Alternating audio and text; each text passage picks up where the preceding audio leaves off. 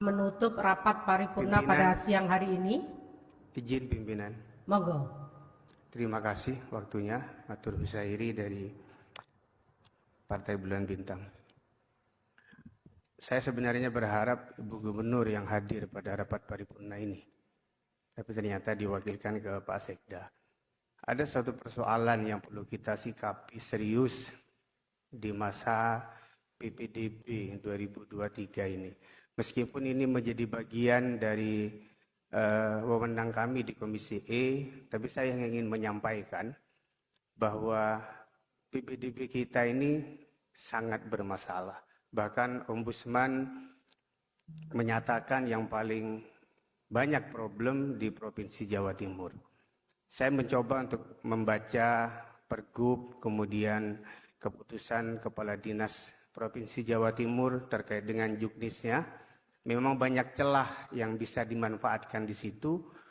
Saya mengamati begini. Di SMA 5, daerah Genteng itu dulu lokasi yang cukup dekat.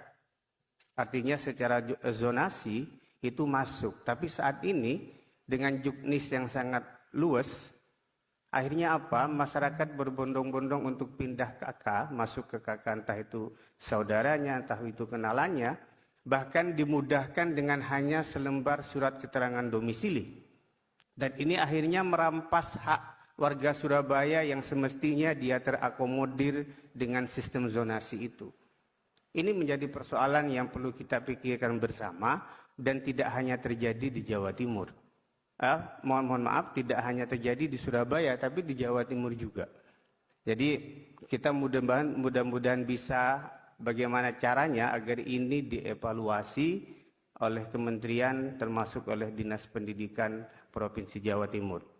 Yang kedua, terkait dengan seragam.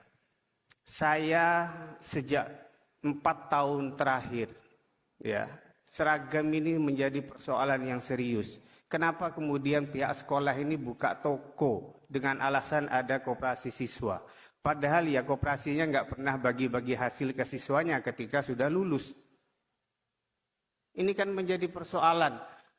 Iya, kalau kita dengan uang 2-3 juta, dengan uang SPPD kita bisa belikan seragam anak. Tapi anak-anak yang tidak mampu yang ada di tempat-tempat terpencil maupun yang ada di perkotaan ini kan, kalau punya anak mulai dari TK, SD, SMP, dan SMA dalam satu waktu harus menyiapkan dana jutaan, ini kan menjadi beban yang sangat luar biasa. Kenapa kemudian gubernur dengan kepala dinas pendidikan tidak bisa memutus mata rantai perdagangan, permainan, kain sekolah yang sengaja diorganisir ini? Saya kedatangan tamu kemarin malam di rumah, salah satu kepala sekolah dari Surabaya, yang mengakui bahwa ini adalah permainan Dinas Pendidikan Provinsi Jawa Timur yang sengaja ngedrop. Produsen ini hanya satu, Bu Pimpinan, Bu Waka. Di tahun 2018 saya pernah mencoba untuk membeli kain yang sama dengan miliknya SMA 5. Gak nemu saya nyari di Pasar Turi, di Pasar Bong, di Pasar Atum, gak nemu.